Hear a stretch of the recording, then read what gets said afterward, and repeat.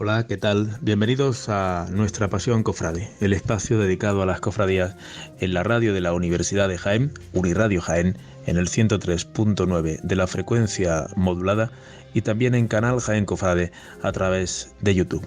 Hoy, como digo, en nuestro primer programa vamos a tener un menú variado. En primer lugar, dialogaremos con el hermano mayor de la Cofradía de la Santa Cena. Escucharemos marchas de calidad, marchas clásicas que nos harán evocar recuerdos importantes de la Semana Santa. Tendremos nuestra sección de literatura y, por supuesto, nuestra sección de historia para adentrarnos en los orígenes de la Semana Santa de Jaén. Gracias por acompañarnos. Comenzamos.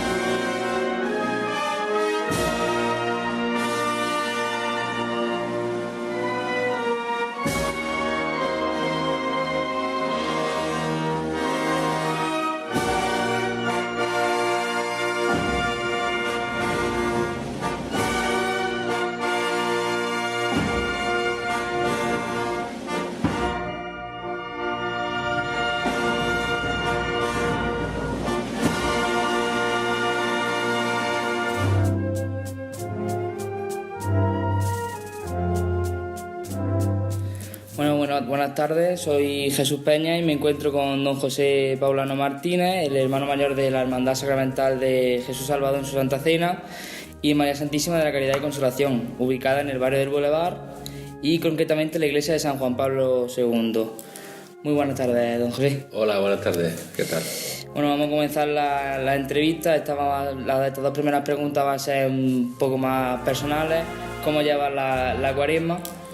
Pues nada, bien, viviéndola con mucho interés, mucha intención, con mucho sentimiento y preparándonos para esa Semana Santa que lo tenemos ya a las puertas y luego, por supuesto, para recibir la resurrección del Señor con la máxima alegría posible. ¿A qué hermandades perteneces? Bueno, son muchas. La verdad que principalmente, como es obvio, a la Hermandad de la Santa Cena, y luego también soy hermano de la Estrella, del Santo Sepulcro, de nuestro Padre Jesús, de la Veracruz, y se me olvida alguna más, Guilla, en fin, alguna más. Bueno, vamos a centrarnos ya en lo que respecta a la Hermandad de la Santa Cena. ¿Qué actos habéis realizado hasta lo que llamamos de cuaresma? Bueno, nosotros siempre la cuaresma la empezamos con la presentación del boletín de nuestra hermandad, donde recogemos todos los acontecimientos vividos durante el último año, y así como la información de la cuaresma y de la procesión. Y a continuación presentamos también el cartel que va a anunciar el Domingo de Ramos, ese cartel que representa este año la imagen de Jesús Salvador con sus apóstoles. Y bueno, y lógicamente hemos realizado un acto principal dentro de la cuaresma, como el triduo cuaresmal, ¿no? Que fue la primera semana de cuaresma, el primer fin de semana, y resultó muy esplendoroso y estamos muy satisfechos, ¿no? Eso es lo que llevamos hasta ahora, y próximamente ya lo que nos queda es el pregón del Domingo de Ramos, que será el próximo día 30. Vale, el lugar será en el de Arimelia, ¿verdad? Sí, efectivamente, el Teatro de Arimelia, y estará a cargo de nuestra hermana Mari Carmen Ramírez, que es secretaria general de la hermandad y una cofrade de muchísimos años con nosotros, y estoy convencido que va a ser un pregón muy emocionante, sentido, y que nos va a llegar a todos al más hondo. Bueno, este año estrenáis itinerario. ¿Puedes explicarnos más o menos lo que es la modificación que va a haber? Sí, bueno, después del año pasado analizamos un poco el recorrido que hicimos y nos dimos cuenta que subir por el Paseo de la Estación y bajar es un recorrido bastante exigente, porque al ser de adoquines y demás, pues era pasar dos veces por el mismo sitio y era bastante complicado. Y luego, por otra parte, que prácticamente de la calle Arquitecto Verge hasta que llegamos a nuestra sede canónica, pues es todo bajada, ¿no? Y entonces mucho tiempo bajando, y eso pues para todos cargamos mucho físicamente, se castiga tanto costaleros como nazarenos, mantillas, etcétera. Entonces que hemos estado valorando muchas opciones y al final nos hemos decantado, pues una vez que sacamos de Arquitecto Verge, cruzar hacia Avenida de Madrid, y solo tenemos que bajar ya la Avenida de Madrid, porque a partir de que lleguemos a Ruiz Jiménez ya es todo llano y prácticamente llegamos hasta todo el barrio, pasamos por nuestro barrio, que es una de las cosas que también perseguíamos, y llegar ya prácticamente llano hasta nuestra iglesia. Bueno, continuamos. El pasado sábado 9 de marzo, que coincidió casualmente con el triduo de la hermandad, tuvo lugar una asamblea extraordinaria para una modificación de estatutos. ¿Cuál fue la principal modificación de esos estatutos? Bueno, el objeto principal era adaptarlo a los nuevos estatutos marcos, que la diócesis ha reformado en un par de ocasiones, y nosotros pues lo teníamos pendiente, y también introducir alguna variante en función de lo que hemos ido viendo a lo largo de estos 20 años, de lo que la hermandad necesitaba, ¿no? Y un cambio sustancial, adaptarlo, por ejemplo, al quórum de la cara a la asamblea. También hemos cambiado el Vía Crucis que tenemos con el Jesús Salvador, que normalmente se hacía el Viernes de Dolores, y lo hemos adelantado una semana, pues porque bueno, entendemos que es más necesario para luego la organización de la estación de penitencia. Y bueno, cosas así, de la sede canónica que no estaba cambiada, la sede social, en fin, aspectos también técnicos, ¿no? ¿La hermandad presentará algún estreno este Domingo de Ramos? Pues no, el estreno que queremos es que estrenemos muchos nazarenos. Estamos trabajando mucho en el tema de los nazarenos, queremos que sean muchos más los que salgan el Domingo de Ramos y estamos haciendo una inversión importante en el tema de túnicas y demás para conseguir que todo el que se acerque pues que pueda tener su túnica y pueda salir el Domingo de Ramos. Es una asignatura que tenemos pendiente y queremos potenciar eso este año. Aparte de que estamos trabajando en un proyecto muy ambicioso, como todos saben, que es el manto de María Santísima de la Caridad y Consolación, que ya de por sí es un proyecto muy ambicioso de muchos años y que ya pues necesita de todo nuestro esfuerzo. Bueno, y para cerrar la entrevista, ¿qué espera usted del Domingo de Ramos? Pues espero que sea un día espléndido, un día de emociones, un día de sentimientos y que tanto todos los que participamos en la procesión como los que salgan a vernos se queden emocionados de ver al Señor bendiciendo las calles de Jaén, bendiciendo ese pan y ese vino, ese alimento de vida eterna que nos dejó en la última cena y acompañados de su bendita Madre, María Santísima de la Caridad y Consolación, que nos llega al alma, al corazón de todos los que salgan a su encuentro y cuando lleguemos de vuelta a nuestro templo, porque la emoción aparezca en nuestros rostros y el sentimiento de haber vivido, de haber evangelizado, en definitiva, que es lo que la cofradía es su misión principal, salir a evangelizar, y para eso se hace la procesión, para eso lo estamos trabajando y esperemos que sea así. Y sobre todo sin susto, el año pasado ya... Pues eso he dicho al principio, que espero que sea un día esplendoroso, que salga el sol por la mañana temprano y que no haya ninguna nube en el cielo. Pues bueno, hasta aquí llegó la entrevista con José Paulano Martínez. Muchísimas gracias. A vosotros, siempre.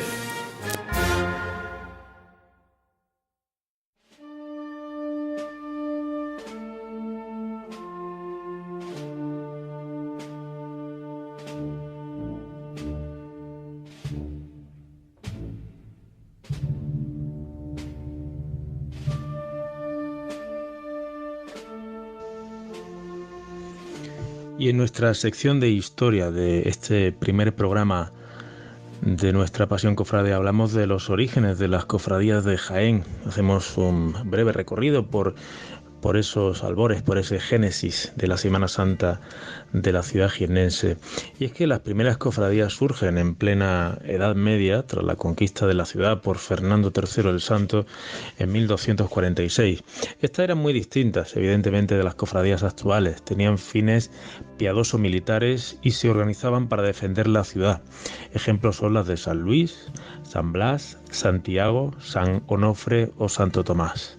No fue hasta el siglo XVI cuando la Iglesia Católica, a través del Concilio de Trento, decidió combatir el protestantismo impulsando la creación de tallas y sus salidas procesionales por las calles. Así, las hermandades de pasión o penitencia se consolidaron como asociaciones que veneran la pasión de Cristo y le rendían culto con una salida procesional. El principal objeto de las corporaciones era el de socorrer a sus hermanos más necesitados, llevándoles los sacramentos y asistirlos a la hora de la muerte, realizándose también enterramientos en criptas, propiedad de las hermandades. En sus comienzos, las cofradías realizaban estación de penitencia a iglesias o conventos cercanos a su templo, siempre en el interior del recinto amurallado.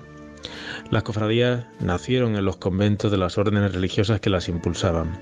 Así, el 16 de mayo de 1541 se formó la devota Hermandad de la Santa Veracruz en el Real Convento de San Francisco de Asís, resultado de la propagación que los franciscanos observantes hacían de la Archicofradía de la Veracruz y del Santo Cristo del Cofalón, fundada por San Buenaventura en Roma en 1264 y que originó algunas de las cofradías más antiguas de Andalucía y de toda España, como las de Sevilla y las de la ciudad jiennense de Baeza. Además, estas cofradías fueron el germen de las que se fundaron por todo el mundo, observándose similitudes entre ellas.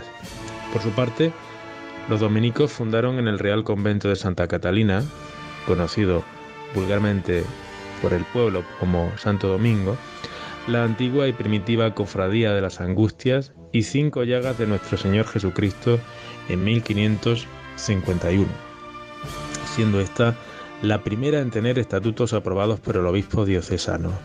5 años más tarde, en 1556, se fundó la Cofradía y Hermandad de la Transfixión y Soledad de la Madre de Dios en el monasterio de la Virgen Coronada de los Carmelitas calzados a extramuros de la ciudad, como era costumbre en las cofradías de la Soledad, que en 1579, tras un conflicto con la comunidad religiosa, se trasladó al monasterio de la Trinidad y en 1622 al de San Francisco. Los carmelitas respondieron a la salida de la Soledad de su monasterio con la fundación de la Cofradía del Santo Sepulcro y Resurrección de Nuestro Señor Jesucristo en 1580, cofradía que encargó sus imágenes, magníficas imágenes, a Sebastián de Solís. Y esta nueva cofradía tuvo un importante pleito con la de la Soledad, que es el origen de la existencia en la ciudad de dos cofradías de santo entierro cuya oficialidad se alternan anualmente. A finales del siglo XVI, los carmelitas descalzos fundaron en su convento de San José la cofradía de Santa Elena, es decir, la cofradía que hoy conocemos como de nuestro Padre Jesús Nazareno. La última cofradía de penitencia que se fundó en la ciudad durante esta época fue la Cofradía de los Esclavos del Santísimo Sacramento y Cena del Señor, en 1616, en el convento de la Santísima Trinidad de la Orden Trinitaria, primero fundado en la ciudad tras la conquista castellana. En los estatutos de la Cofradía de los Esclavos del Santísimo Sacramento y Cena del Señor se lee que uno de los fines principales era honrar al Santísimo Sacramento que Cristo instituyó para dejarnos su cuerpo y preciosa sangre bajo las especias de pan y vino. Desde finales del siglo XVII a principios del siglo XX, la Semana Santa atravesó una profunda crisis causada por el decaimiento económico y demográfico que conllevó la decadencia de los Austrias, la Guerra de Sucesión y las epidemias. Esto llegó a la desaparición, en favor de la caridad, de 5 de las 6 cofradías de penitencia fundadas en la ciudad, excepto la de nuestro Padre Jesús Nazareno, la antigua de Santa Elena, que no cesó nunca de realizar estación de penitencia. Con la llegada de la nueva dinastía de Borbón, el país recibió un gran impulso y las cofradías resurgieron con la refundación de algunas desaparecidas y la fundación de nuevas. En esta época destaca el enorme crecimiento de la cofradía de nuestro Padre Jesús Nazareno debido al gran número de milagros que se le adjudicaban a la imagen. En 1726 fue recuperada la cofradía de la Vera Cruz, conocida como de las 7 escuadras, por los 7 pasos con los que hacía estación de penitencia el Jueves Santo, y las 7 secciones de cada paso, claro. Ese mismo año fue recuperada la Hermandad del Santo Sepulcro, que se adhirió a la Orden de los Servitas y fundó el Sacro y Real Monte de Piedad. También fue restaurada la Cofradía de la Soledad, que tuvo un gran crecimiento gracias a su procesión del Santo Entierro. Y finalmente, en 1727, fue recuperada la Cofradía de la Cena de Nuestro Señor, que desapareció definitivamente en el convento de la Trinidad en el año de 1837.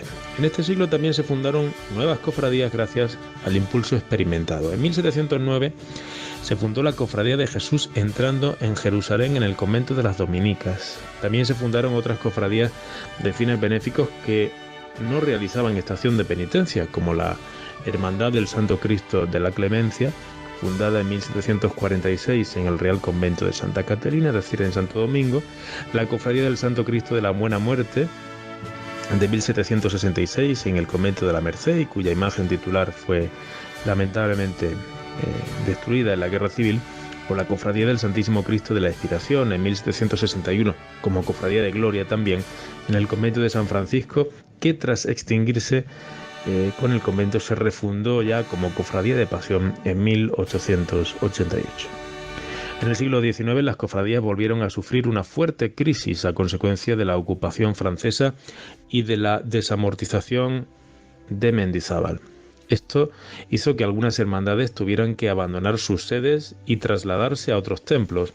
Así la Vera Cruz y la Soledad, que en esa época estaban fusionadas, se trasladaron desde San Francisco hasta San Ildefonso. Otras, como las de la Borriquilla, se extinguieron. En el siglo XX, durante el gobierno de la Segunda República, se experimentó una fase de enfrentamiento social y político que perjudicó la celebración de la Semana Santa. Tras los sucesos de 1931 y 1936, se llevó a cabo un proceso de reconstrucción para el cual las corporaciones acudieron a distintos autores, como el malagueño Francisco Palma Burgos o el granadino José Navas Parejo, que tallaron nuevas imágenes.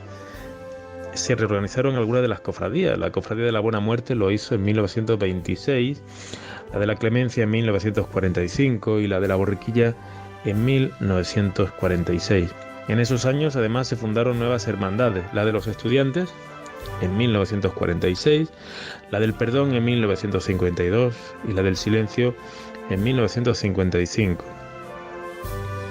En los años 80, la Semana Santa de Jaén vivió un nuevo resurgir que llevó a la fundación de 3 nuevas cofradías en la ciudad. En 1982 se refunda la Hermandad de la Estrella, que había sido fundada en 1955, aunque había cesado en su actividad. También 2 años más tarde, en 1984, la del Resucitado, que se hizo cargo de la procesión del Resucitado, creada en 1952 por la agrupación de cofradías. En el 84 la Hermandad de la Amargura, aunque no procesionó hasta finales del siglo XX, y la última cofradía fundada en el siglo XX fue la Hermandad de la Santa Cena en 1998. En los primeros años del siglo XXI surgieron varios grupos de cofrades con la intención de fundar nuevas cofradías, 2 de las cuales han visto culminado su trabajo con la aprobación de sus estatutos en el año de 2012, como fueron las Hermandades de la Caridad y del Cautivo. Poco después, en 2015, lo fue la del Lavatorio y en 2017 la del Gran Poder. Asimismo, en la actualidad, otros grupos continúan trabajando en distintas parroquias de la ciudad para fundar nuevas cofradías.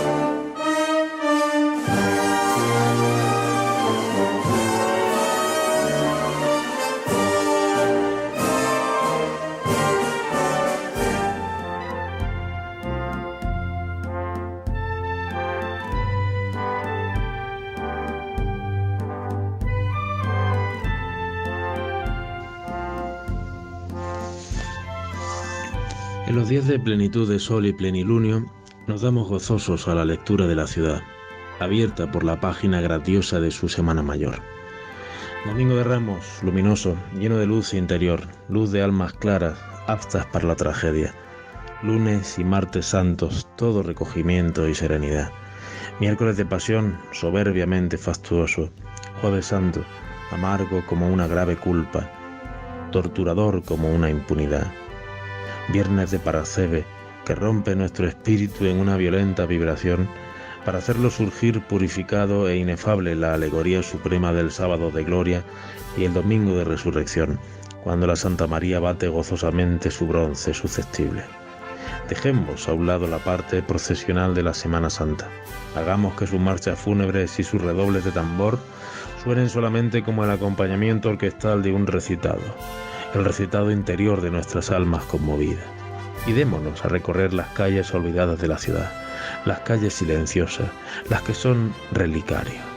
Nunca, como en estos días, hablarán hondo y claro. Antes formaban en las procesiones religiosas unos creyentes bárbaros, a los que se llamaba disciplinantes de sangre y empalados. Estos hombres atormentábanse a la vista de la multitud en las solemnidades de Semana Santa y consiguieron infundir su tragedia bárbara en nuestras procesiones. Civilizado poco a poco el sentimiento religioso, desaparecieron los disciplinantes de sangre, pero perduró su espíritu y ellos, con el recuerdo solo de su carne desgarrada, siguieron haciendo rebosar de exaltación y misticismo el festín del dolor, aunque ya no se viesen por las calles los goterones de sangre y los torsos flagelados. Así es nuestra Semana Santa, así nuestros desfiles procesionales, la razón de ser de su tragedia, sus saetas y sus penitentes. Cuando choque y extrañe algún bárbaro de la moderna civilidad el misticismo de nuestros penitentes tradicionales, cuando manifieste su burla por la exaltada religiosidad de nuestros días, que solo existe en lo externo, en lo litúrgico, y ha sido desplazada del alma y el sentimiento, hacedle ver que harta fortuna es que después de rota el alma vieja de los disciplinantes en 1000 pedazos y perdido el sentimiento místico de los días pretéritos, subsista aún lo externo, el ritual, la forma que fue expresión sublime de aquel fondo trágico. ¿Preferirían esos camellos de la veracidad espiritual que los penitentes actuales se despellejasen como los del siglo XVI o que desapareciese nuestra Semana Santa? Las primitivas procesiones eran de disciplinantes, penitentes enmascarados, cubiertos sus cuerpos con un lienzo vasto y sin bruñir, íbanse azotando hasta que les acometía algún desmayo o accidente.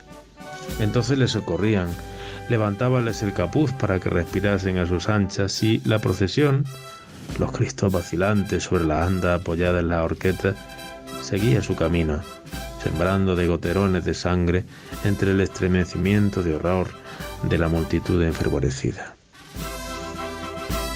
Pero pronto escasearon los disciplinantes y ya en las constituciones sinodiales de 1602, en Sevilla, apareció lo que sigue.